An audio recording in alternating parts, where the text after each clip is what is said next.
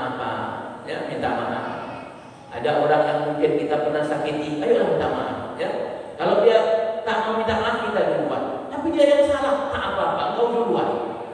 Ya, engkau tak akan menjadi hina dengan minta maaf. Engkau akan jadi orang mulia justru kalau engkau minta maaf duluan. Orang yang berani minta maaf duluan itu orang yang berjiwa besar.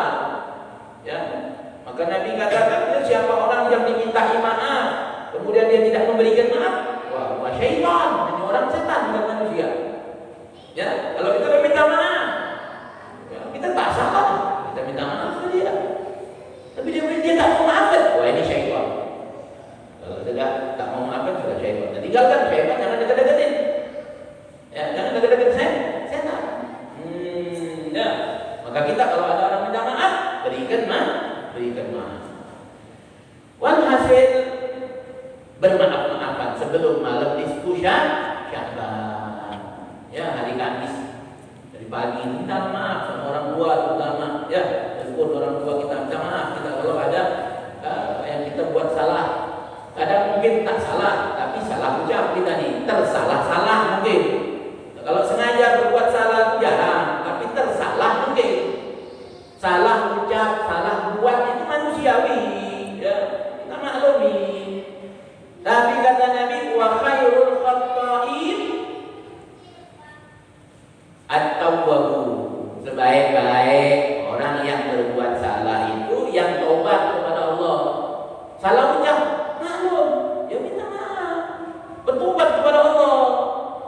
Ya, ini enggak petantang, petenteng, merasa hebat, merasa pejabat. Nah, kau kan berhadapan dengan Allah. Di dunia ini kau bisa menghindar memang.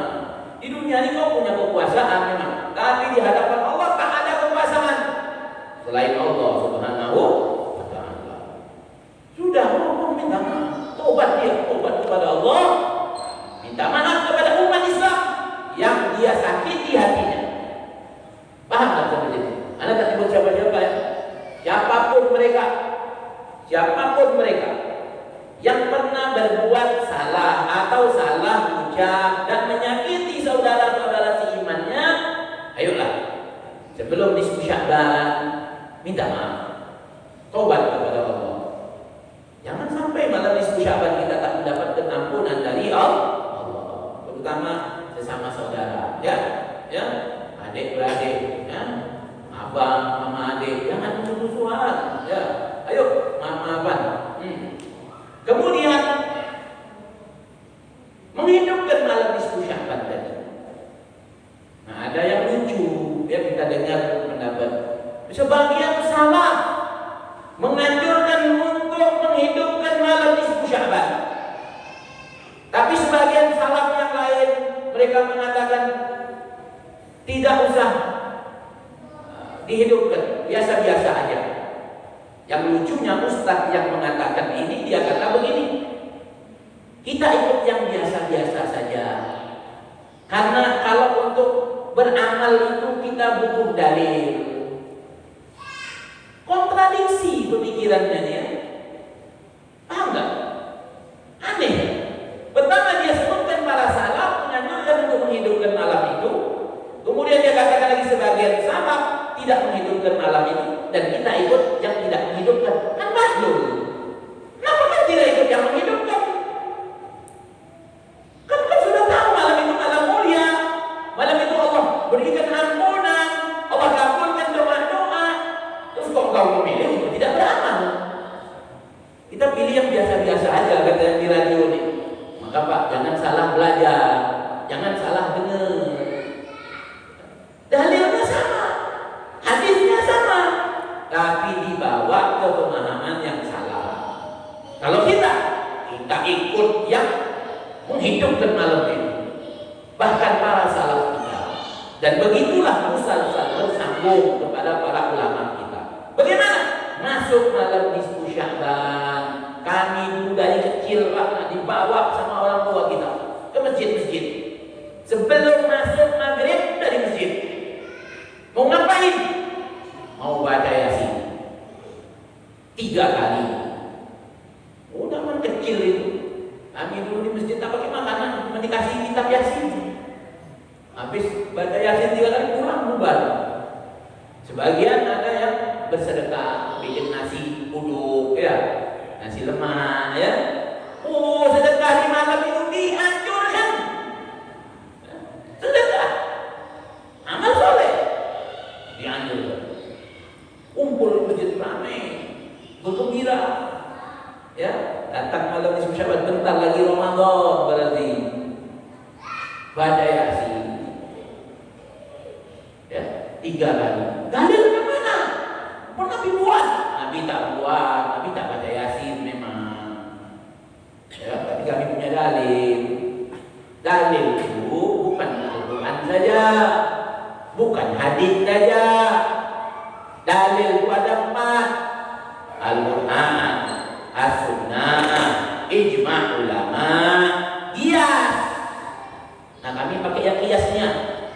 Di dalam Sahihul Bukhari diceritakan kisah 3 orang pemuda yang capek istirahat di goa. Tiba-tiba pintu goa tertutup oleh batu besar. Tak bisa keluar. 3 pemuda tertangkap di dalamnya. Ini pemuda-pemuda soleh. Maka pemuda-pemuda ini berdoa kepada Allah dengan amal mereka masing-masing. Pemuda yang pertama berdoa kepada Allah, ya Allah, jika dahulu ketika aku menghindar dari perbuatan zina, dia menghindar dari perbuatan zina di pemuda ini karena pernah diajak berzina oleh sepupunya, dia menghindar, dia takut kepada Allah. Ya Allah, jika ini Engkau terima amal ini, maka geserkan batu yang ada menutup goa ini. Set, bergeser. Tapi tak cukup buat keluar. Maka pemuda yang kedua tawasul. Nah, inilah namanya tawasul. Tawasul dengan amal soleh. Pemuda yang kedua dia punya sifat amanah. Satu hari dia pernah dititipin uang oleh tetangganya. Lantas lama tetangganya itu hilang entah kemana. Tiba-tiba tetangganya pulang, lantas menagih daripada uang titipannya itu. Kata pemuda ini, uang titipan yang dulu kau titipkan kepada aku belikan kambing dan sekarang kambing itu banyak dan itu semua kambing dibawa. Kalau kita apa mengembalikannya? Uang rakyat timbat. Jangan kan uang titipan. Uang rakyat adalah uang rakyat timbat juga. Uang haji, uang haji itu uang titipan. Dipakai uang ini orang titip, kau tak amanah. Ya. Kalau yang begini dipayah berdoa tak amanah, tapi ini orang amanah. Bergeser batu yang untuk gunung, untuk gua nih, geser lagi. Tapi masih belum muat.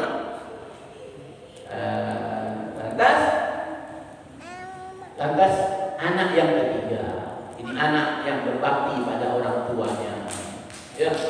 Dia ini setiap hari kerjanya memeraskan susu kambing buat orang tuanya.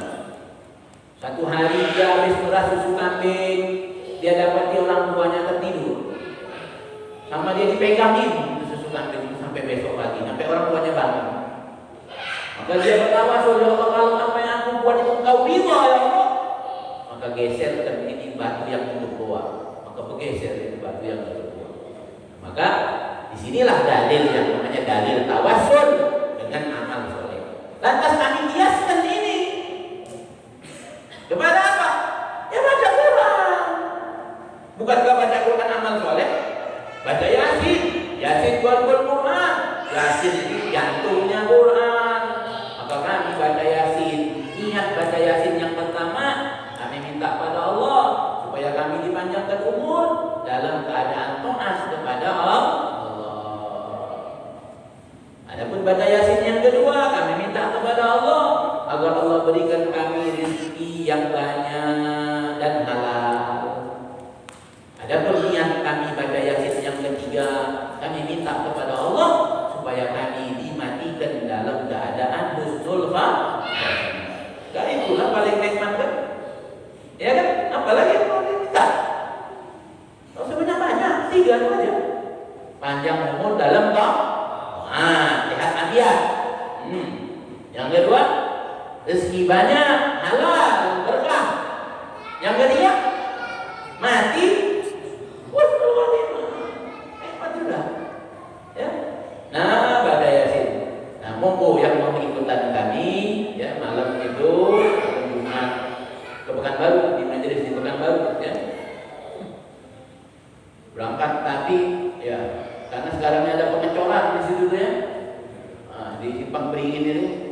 Nah, itu paling enggak 3 jam sebelum itu mesti sudah berjalan. Kalau enggak sampai di maghrib di majelis kita. Jadi, ya paling enggak jam 3 itu paling enggak sudah jalan. Ya, supaya sampai di sana sebelum maghrib. Nanti habis baca Yasin, kita sholat Isya berjamaah. Lepas sholat Isya berjamaah, kita sholat tasbih. Lepas sholat tasbih makan. Nah, itu pulang. Ya, pulang ke rumah berbanyak zikir, berbanyak doa di malam itu. Hidupkan malam diskusi Sya'ban. Baik, ya itu kalian kami undang. Silakan ya, biar tahu, biar paham. Tapi kalau mau buat sendiri silakan. Kalau di masjid ini ada silakan. Di tempat kita masing-masing aja. Bikin di masjid ini bagus. Udah tak usah hiraukan, yang ngomong-ngomong tak jelas udah dihiraukan. Orang mau menyalahkan amal kita punya dalil, itu yang penting. Kita punya contoh, kita mesti yakin dengan amal kita. Itu yang penting. Ya, yakin dengan amal. Ya. Ilmu sudah ada, tadi sudah diterangkan dalil-dalilnya. Tinggal lagi amal. Ya, silakan. Ya, kalau mau dibikin sendiri atau di rumah dengan keluarga boleh juga. Ya, boleh juga. Silakan. Baik. Kita lanjutkan sedikit. Sampai di mana tadi? Wa'an Ibrahim. Ini lebih ini lagi, ya, kisahnya. Ini penting ini kisah. Biar kita tahu kisah orang-orang soleh ini. Wa'an Mansur qala kana Ali. Sudah ini. Wa'an Ibrahim bin Sa'ad. Dari Ibrahim bin Sa'ad qala kana Ali. Kata Ibrahim bin Sa'ad bahwa ayah yahtabi fama yahillu hubuwatahu hatta yakhtim al-Quran. Kata beliau, ya, Ibrahim bin Sa'ad, ayahku tidaklah duduk ikhtiba. Tahu ikhtiba? Duduk ikhtiba, meluk lutut, itu ikhtiba. Nah, itu ya, duduk meluk lutut itu ikhtiba. Kata beliau apa? Ayahku tidaklah dia duduk ikhtiba itu, melainkan jika dia melepaskan tangannya, ya, lepas tangannya, selesai, melainkan dia sudah hatam Quran. Hatam Quran. Duduk begitu, hatam Masya Allah. Ya, mudah-mudahan kita semua ini diberikan Allah keberkahan waktu, ya, sehingga kita mudah untuk menghatamkan Quran. Wa ammal ladzi yakhtimul Quran, adapun orang yang menghatamkan Quran di dalam satu rakaat salatnya pada yahfuna likatratihim.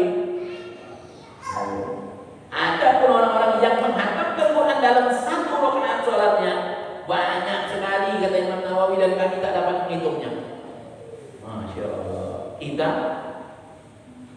tarawih 7 menit 23 rakaat. Mereka satu rakaat hatam Quran.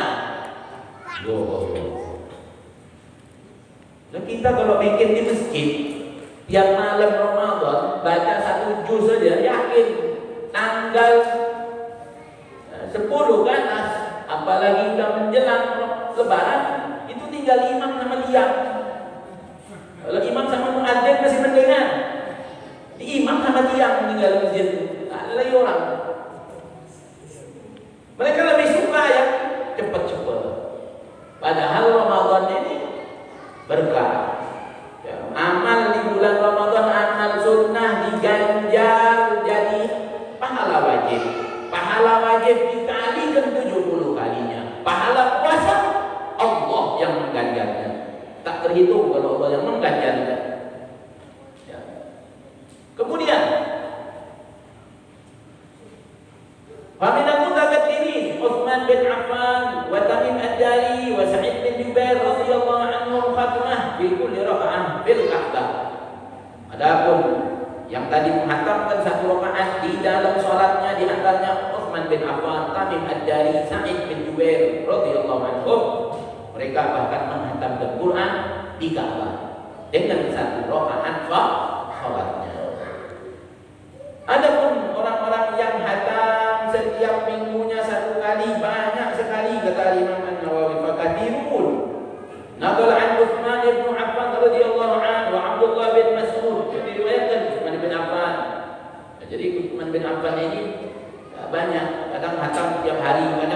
seminggu sekali. Jadi wa Abdullah bin Mas'ud, Abdullah bin Mas'ud, wa Zaid bin Thabit, Zaid bin Thabit, wa Ubay bin Ka'ab, Ubay bin Ka'ab, ahli Quran. Ubay bin Ka'ab. Hadis yang menceritakan tentang banyak salawat. Ya. Ubay bin Ka'ab ini ahli Quran, baca Quran seminggu hatam. Tapi beliau ini pernah nanya Rasulullah, ya Rasulullah, kira-kira berapa banyak kami baca salawat kepada engkau? Bagaimana ya Rasulullah kalau 1/3 dari waktuku ini aku gunakan untuk salawat? Baca salawat. Kata Nabi, bagus. Tapi kalau kamu mau tambah, lebih bagus. Bagaimana kalau buat separuhnya? Kalau tadi 1/4, separuhnya, setengahnya. Bagaimana kalau 2/3-nya? Nabi katakan, bagus. Tapi kalau kau mau tambah, lebih bagus terus. Sampai terakhir kata Ubay bin Ka'ab, kalau begitu ya Rasulullah, aku jadikan semua waktuku untuk salawat kepada engkau. Nah ini orang Arab kalau ngomong semua waktu itu maknanya bukan semua waktunya untuk baca salawat. Apa dia tak baca Quran? Apa dia tak sholat? Maka orang Arab kalau nyebutkan kullu itu fi makna al-ba'd. Makna al-kull al-ba'd. Jadi kalau orang Arab nyebut semuanya berarti separuh, sebagian. Tapi kebanyakannya, makanya kullu bid'atin dhalalah, maknanya sebagian besar bid'ah itu yang sesat, sebagian. Maka makna al-kull itu al-ba'd. Sebab tapi enggak bid'ah sesat, ngawur akhirnya. Kau ini belajar ambil tata bahasa Arab yang mana? Baik ya. Jadi al-makna al-kull al-ba'd sebagian. Kata Ubay bin Ka'ab, kalau begitu ya Rasulullah, semua waktu untuk baca Quran. Apa kata Nabi? Kau jangan macam-macam baik, kau jangan buat-buat bid'ah. Masa semua waktu untuk baca sholawat? Enggak, Nabi tidak bilang begitu. Apa kata tadi? Ilan tufahamu wa yughfar dzambuk. Kalau begitu kata Nabi, tufahamu, kesusahanmu, urusan duniamu akan dimudahkan Allah. Maka kalau lagi ruwet banyak sholawat, kau tak ruwet insyaallah. Kau tak pernah bersolawat, ruwet jadinya. Ya.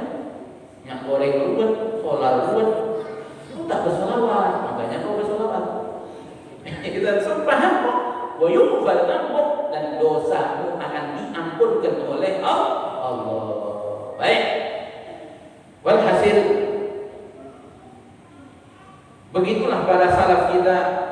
Wa an jama'at tabi'in ka Abdurrahman bin Yazid wa Alqamah wa Ibrahim rahimahumullah. Dan juga daripada sekumpulan para tabi'in seperti Abdurrahman bin Yazid wa Alqamah wa Ibrahim rahimahullah. Ya, mereka juga menghatamkan Quran setiap pekannya. Wal ikhtiyar anna dzalika yakhtalifu bi ikhtilafil ashkhas. Kata Imam An-Nawawi, pilihlah buat kita, ya, mau yang seperti mana. Karena ini kemampuan masing-masing orang berbeda-beda, tergantung bagaimana kehidupan orang itu. Di sini beliau katakan, "Faman kana yadhabu lahu bi daqiqil fikr, la ta'ifu wa ma'arif falyaqtasir 'ala qadri ma yahdul lahu kamal fahmi ma yaqra'u." Kata Al-Imam An-Nawawi, adapun orang yang memiliki pikiran yang cerdas, yang pintar, yang dia ini punya pemahaman tentang Quran, dan dia dapat mengambil hikmah-hikmah di dalam Al-Quran, walaupun dia baca cepat seperti mereka tadi, mereka baca cepat paham. Kita baca cepat masih mending. Ini udah baca lambat tak paham, kan repot. Kalau modelnya kita kan begitu. Mereka ini baca cepat paham, kita baca cepat tak paham. Tapi yang lebih parah baca lambat tak paham. Nah ini yang lebih ya. Maka kata Imam Nawawi, pilih, tergantung kepada keadaan kalian. Wa kana man kana masyghulan bi nashril ilm. Jadi kalau orang yang tadi punya pikiran yang cerdas, yang paham, ngambil hikmah dari Quran cepat, baca Quran secepat-cepat, sebanyak-banyaknya. Adapun bagi kita yang mungkin sibuk dengan mengajarkan ilmu, atau mungkin sibuk mengurusi kemaslahatan orang Islam, ya, maka falyaqtasir ala qadri la yahzul bisababihi ikhlal bima huwa marsadul lahu.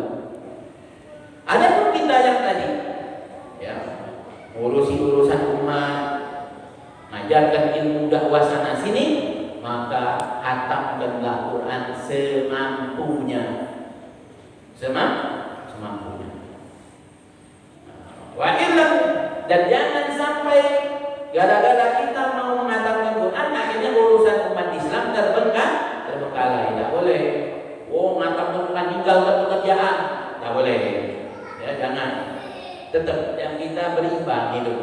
Kerja, ya, beramal, atur waktu kita nih, ya. Allah kasih kita nih 24 jam. Kira-kira para salaf kita nih waktunya dulu 24 jam, apa lebih 36 jam mungkin. Jamnya juga sama nggak kira-kira? Sama. Yang beda itu orangnya, ya, waktunya sama. Orangnya beda. Nah, maka kita aturlah waktu kita nih. Ya, jangan sampai kita habis waktu kita hanya untuk dunia. 8 jam tiap hari untuk kerja, 8 jam untuk tidur. Nah, 8 jamnya itu kemana? Ya, 8 jam, 24 jam. Kadang-kadang sebulan sekali datang ke majelis ilmu yang cuma 1,5 jam, tidak sempat. Padahal bukan presiden, bukan pejabat, bukan ini, ya, tak sempat kita. Maka mudah-mudahan tahun depan banyak umur dan afiat, ya, kita insyaallah majelisan lagi insyaallah. Kita selesaikan sedikit. Maka di sini dikatakan kapan sih kita mulai baca Quran? Nah, ada. Ya, kapan kita mulai baca Quran? Maka di sini dikatakan faqad ruwiya Ibnu Abi Dawud bi isnadihi anna Utsman bin Affan radhiyallahu anhu kana yaftatihul Quran Lailatul Jumu'ah. Dikatakan Utsman bin Affan, beliau kalau baca Quran mulainya malam Jumat. Ya, wa yakhtimuhu Lailatul Khamis, dan beliau menghatamkan malam Kamis berikutnya. Ya, malam kan? Jadi kalau kita mau mulai malam Jumat baca Quran, majelis baca Quran, atau kita mau mulai baca Quran kapan? Malam Jumat. Ikut apa yang dilakukan oleh Sayyidina Utsman.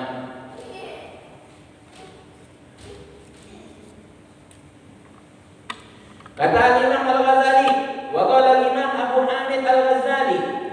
Ini Imam Nawawi mungkin juga perkataan Imam Ghazali. Imam Ghazali ini salah bagi Al-Imam An-Nawawi, tapi model ada orang akhir zaman tak suka sama Imam Ghazali. Bahkan dia bilang bakal itu kita pihaknya Imam Ghazali. Kurang ajar. Orang tak punya akhlak, tak punya adab pada ulama. Ya, engkau ini siapa? Kitab tak punya, karangan tak ada. Ya, mau bakar-bakar kitab orang. Nah, ini golel adab. Jangan ikut pemahaman yang model begini nih. Ya, jangan ikuti. Ya, tak betul dengan model begitu. Rahimahullah taala fil Ihya, Al-Imam Al-Ghazali di dalam kitab Ihya-nya beliau menyatakan afdalu ay yakhtima khatmah bil lail wa ukhra bin nahar. Kata beliau kalau mau menghatamkan, hatamnya di malam hari. Itu lebih afdal. Menghatamkan Quran di malam hari atau dari siang hari selebihnya. Wa yaj'al, dan jadikan hataman di siang hari itu yakni hari Senin. Fi rakaatil fajar atau ba'dahuma, di dalam salat fajarnya atau selepas salat, bukan di dalam salat, ya, artinya selepas salat subuh. Kalau mau menghatamkan Quran di waktu siang, selepas salat subuh. Kalau di waktu malam, selepas salat maghrib, di awal malam atau di awal siang. Nah, baik. Wa yaj'alu khatmah al-lail lailatul jumu'ah fi raka'atil al-maghrib aw ba'dahuma yastaqbal awwal nahar wa akhiruhu. Ya, jadi kata beliau, engkau kalau mau menghatamkan hatamkan di malam Jumat selepas sholat maghrib, atau di dalam sholat maghrib, atau selepas sholat maghrib, atau selepas sholat maghrib di dalam sholat sunnah selepas sholat maghrib, atau tidak dalam keadaan sholat yang penting di waktu maghrib. Ya, boleh. Atau awal nahar, ada di awal siang atau di awal malam. Nah, itu. Kemudian memang ada riwayat, ya ada riwayat. Ya, hadis dari Abdullah bin Umar radhiyallahu an, Abdullah bin Amr bin As, Abdullah bin Amr bin As radhiyallahu anhuma qala Rasulullah sallallahu alaihi wasallam la yafqahu man qara'a al-Qur'an fi aqalli min thalath. Rawahu Abu Dawud dan Tirmidzi wa Nasa'i wa ghairihim. Qala Tirmidzi hadis hasan sahih wallahu a'lam. Memang ada riwayat Nabi berkata begini, siapa tidak dikatakan orang yang pagi yang paham agama, yakni orang-orang yang menghatamkan Quran kurang dari 3 hari. Ini hadisnya begitu dan hadisnya sahih. Nah, ketika mengomentari soal hadis ini, Al-Imam An-Nawawi tak komentar, tapi sebagian ulama berkomentar tentang hadis ini. Dikatakan kenapa para salaf menghatamkan Quran, ada yang tadi bukan kurang dari 3 hari, ya bahkan sehari 4 kali hatam, 8 kali hatam. Ada satu pendapat mengatakan mungkin hadis ini mereka tak tahu, tapi rasa-rasa tak mungkin pula, ya tak mungkin pula mereka tak tahu hadis ini. Namun alasan yang kedua mungkin lebih tepat. Ya, kenapa? Karena mereka ini dikatakan layak tidak paham. Itu bagi orang-orang yang tidak memahami bacaannya. Adapun bagi orang yang memahami bacaan seperti mereka para salaf kita, maka larangan ini ya sifatnya makruh saja. Artinya engkau ya ngebut-ngebut berlomba-lomba untuk menghatamkan Quran, sedangkan engkau tidak tadabbur di dalam bacaanmu, ini hukumnya makruh, tak sampai haram, makruh saja. Nama adalah fadli wal hadirat rahimani wa rahimakumullah. Ya, insyaallah ya, sebentar lagi ya kita masuk bulan Ramadan. Mari kita ya persiapkan diri kita, persiapkan jasmani dan rohani kita agar kita mampu beribadah di bulan Ramadan. Baligna Ramadan wa inna ala siyam wal qiyam, ya Allah, sampaikan kami ke bulan Ramadan dan bantulah kami untuk puasa di siangnya dan mendirikan malamnya, amin ya rabbal alamin. Nah, itu saja. Adakah yang mau ditanyakan? Baik, ya kan.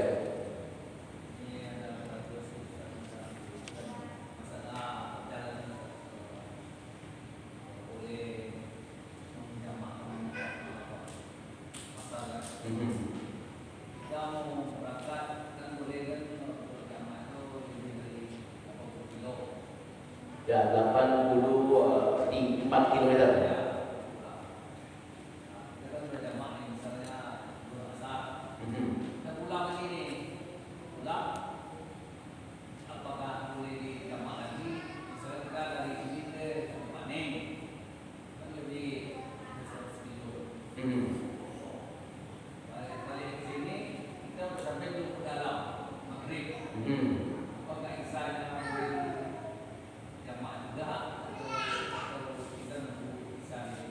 Ya.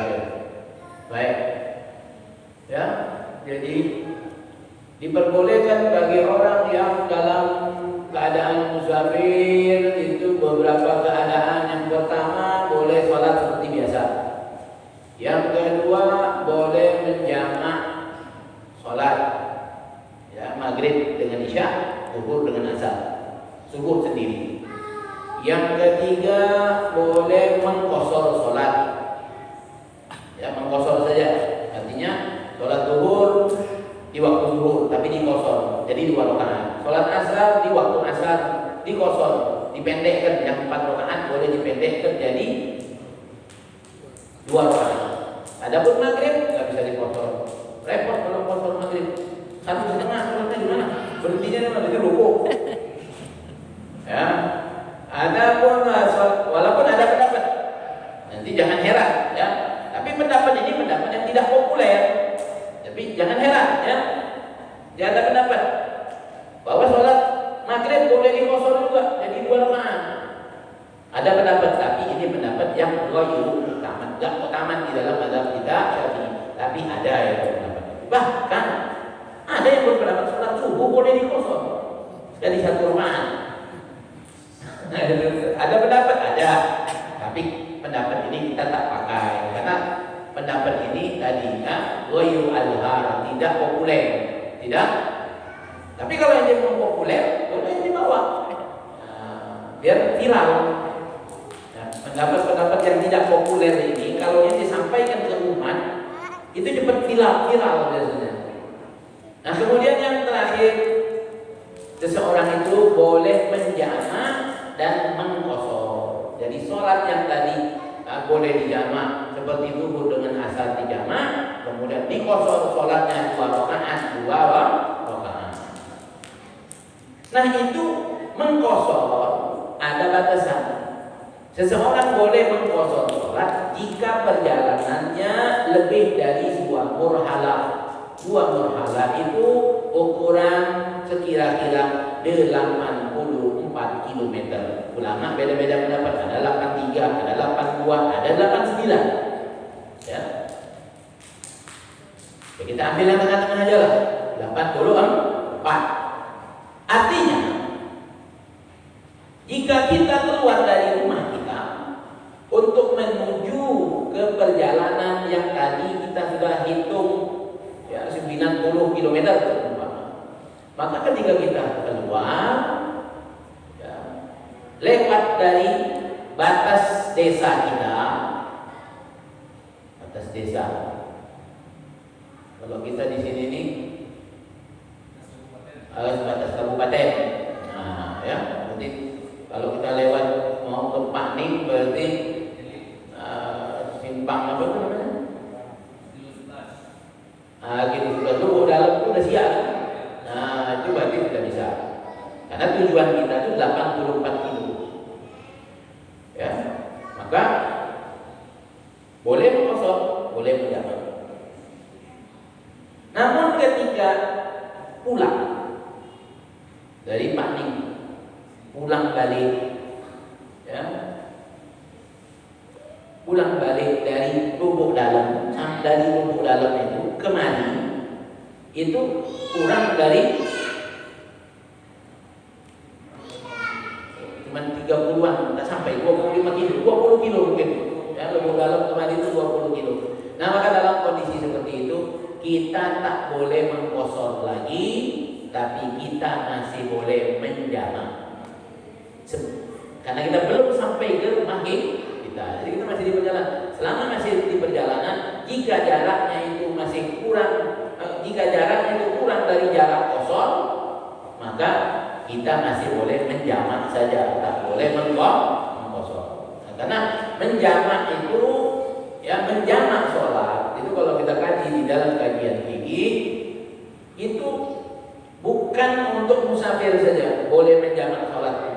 Nanti boleh menjamak sholat karena hujan, boleh menjamak sholat karena sebagian berpendapat karena sakit, ya.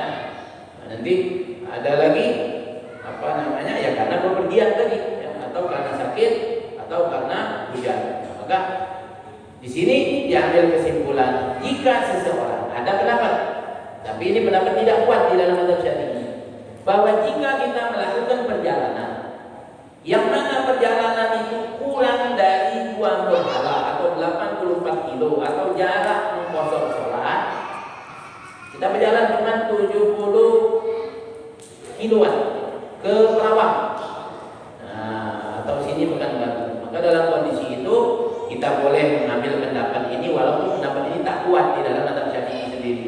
Ya, artinya jika kita memang ada urusan yang mesti kita selesaikan dan kita belum selesai dengan urusan itu, boleh kita niat maka boleh jamak zuhur kepada asar jamak takhir. Diperbolehkan meskipun tadi jaraknya tidak sampai 84 km. Alasannya apa? Macet. Bukan itu. Alasannya karena orang yang tadi sakit atau karena hujan boleh mengkosor, boleh menjamak salat, apalagi orang yang dalam perjalanan. Yang tidak melakukan perjalanan karena sakit atau karena hujan boleh mengkosor salat, apalagi yang dalam boleh menjamak salat, apalagi yang dalam perjalanan, lebih diperbolehkan lagi. Itu alasannya, ya. Karena tadi yang sakit atau yang karena hujan boleh dia menggabungkan sholat, maka yang dalam perjalanan lebih boleh lagi meskipun perjalanannya itu kurang dari 84 km. Wallahu a'lam bishawab. Ada lagi? Ya, ada dulu.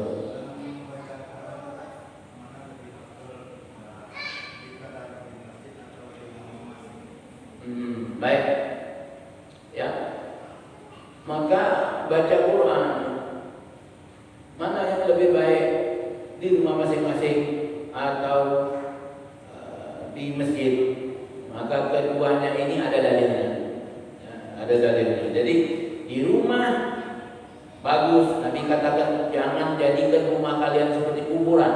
Ya, baca Quran di rumah-rumah kalian, jangan jadikan rumah kalian seperti kuburan. Maka ada dalilnya baca Quran di rumah. Adapun baca Quran di masjid juga ada dalilnya. Walhasil lihat mana lebih manfaat. Kalau misalnya di masjid ini tadi ya, kita bisa sekalian belajar, maka niat kita baca Quran sekaligus belajar, maka ini dapat 2 ganjaran. Bahkan ditambah lagi ganjaran i'tikaf di masjid. Maka banyak pahala kita dapatkan berdasarkan niat ketika kita melakukan amal. Maka berarti baca di masjid jika disertai dengan amal yang banyak, dengan niat yang banyak tadi, maka di masjid lebih afdol. Ya, tapi kalau tadi di masjid justru ngobrol, niatnya dari rumah baca Quran, jumpa kawan, baca 1 lembar, sisanya ngobrol saja di rumah. Lebih baik di rumah. Kalau di rumah dia bisa dapat 1 juz, di masjid cuma 1 lembar. Lebihnya ngobrol. Nah, maka udah di rumah lebih afdol. Ya, maka kenapa? Karena setiap huruf dari Quran itu 10 kebaikan.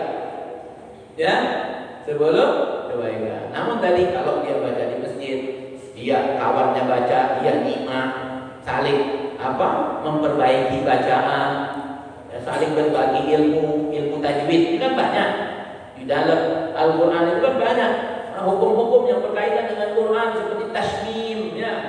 Ada yang namanya sakta. Nanti kan kalau orang baca, nah ini namanya sakta. Apa maksudnya? Oh, berhenti sejenak, ya, tanpa menarik nafas. Nanti diajarkan bagaimana caranya. Maka sekalian belajar ini lebih baik. Ya, Allah. Ada lagi? Ya, ada. Waalaikumsalam.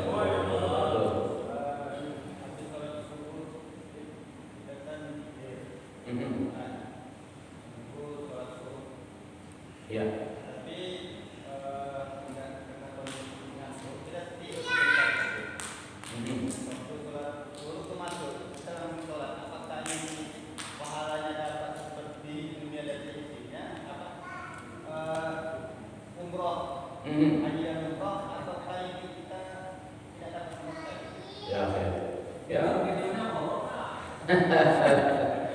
Baik, ya.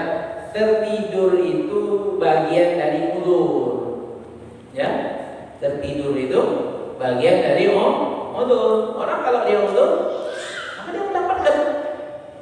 Ya, bahkan dalam satu hadis diriwayatkan oleh Imam Bukhari bahwa orang yang melazimkan satu amal, dia selalu datang ke majelis ilmu. Satu hari dia tak bisa datang karena kondisi yang memaksa dia untuk dia tidak bisa hadir. Maka orang yang seperti itu tetap dia mendapatkan pahala dia hadir di majelis ilmu. Nah, sama tadi, ya. Dia sudah berzikir, dia sudah menunggu sampai masuknya waktu isyraq, tapi dia tertidur. maka tertidurnya ini bagian dari wudu. Dia mendapatkan itu, dia sudah berusaha ya untuk mendapatkan ganjaran pahala haji dan umroh tam. Sempurna. Ya, tak payah mau haji umroh dapat pahala. Ya, pahala haji umroh. Jangan pula gara-gara itu tak haji tak umroh. Udahlah tiap pagi, kemudian habis sholat subuh berzikir sampai nanti waktu isyraq, tapi tak haji. Padahal dia orang kaya, itu tak diperlukan.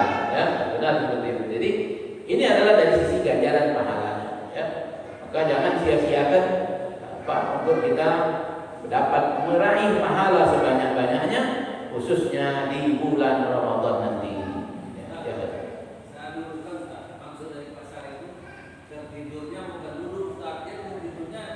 Kalau dia tertidurnya terlentang, maka wajib dia ngambil wudhu lagi, karena wudhunya sudah batal. Ya, orang yang tidur dalam keadaan wudhu, maka wudhunya tidak batal. Makin maq'adahu 'alal ardh, duduknya mantap, tapi duduknya mantap maknanya pahanya ini dan pantatnya ini tertekan di bumi, di tempat yang seperti ini. Tapi kalau dia duduk tapi di atas sofa ini kan dia agak mantap. Jadi mumakin ini sepertinya keras. Kalau dia duduk di sofa tidur, batal wudhunya. Kalau dia duduk di sini, tidurnya di sini, waktu bangun sebelah sana, batal wudhunya. Tapi dia jadi kalah. Walhasil tidur membatalkan sholat kecuali orang yang tidur dalam keadaan mantap. Apalagi kalau tidurnya sampai terlentang, ya batal wudhunya. Maka kalau dia bangun, ambil wudhu lagi, baru dia sholat. Ya. Ada lagi? Ada ya? Ada, kita tutup. Bismillahirrahmanirrahim. Ya Rabbana i'tarafna bi annana i'tarafna wa annana ashrafna ala ladha ashrafna fatub alaina tawbah tawzil li kulli hawbah wastur lana al-awrati wa amin ar-rawati waghfir li walidina rabbi wa mawludina wal ahli wal ikhwani wa sa'iril khillani wa kulli dhi mahabba aw jiratin aw suhbah wal muslimina ajma amin rabbi asma' fadlan wa judan manna la biktisabir minna bil mustafa ar-rasul nahda bi kulli suli صلى وسلم ربي عليه عند الحب وآله وصحبه عدد فصل صحبي والحمد لله بالبليل وتناهي ربنا انفعنا بما علمتنا ربي علمنا الذي ينفعنا ربي فقهنا وفقه أهلنا وقراباتنا في ديننا مع أهل القدر أنثى وذكر ربي وفقنا ووفقهم لما تقتضي قولا وفعلا كرما وارزقي كل حلالا دائما واحل اهليا علما نهضى بالخير ونكفى كل شر ربنا اصلح لنا كل شؤون واجر بالرضا منك العيون واقض عنا ربنا كل الديون قبل ان تاتينا رسل المنون واغفر واستر انت اكرم من ستر وصلاه الله تغشى المصطفى بديل الحق دعانا والوفاء في كتاب فيه للناس شفاء وعلى الآل الكرام شرفاء وعلى صحب مصابيح الغرر اللهم اهدنا بهداك واجعلنا ممن يسارع في رضاك ولا تولنا وليا سواك ولا تجعلنا ممن خالف امرك وعصاك وحسبنا الله ونعم الوكيل ولا حول ولا قوة إلا بالله العلي العظيم وصلى الله على سيدنا محمد وعلى آله وصحبه وسلم والحمد لله رب العالمين. Mohon maaf ya kalau selama 1 tahun ini mungkin ada kata-kata atau mungkin perbuatan kami yang kurang berkenan, minta dibukakan pintu maaf yang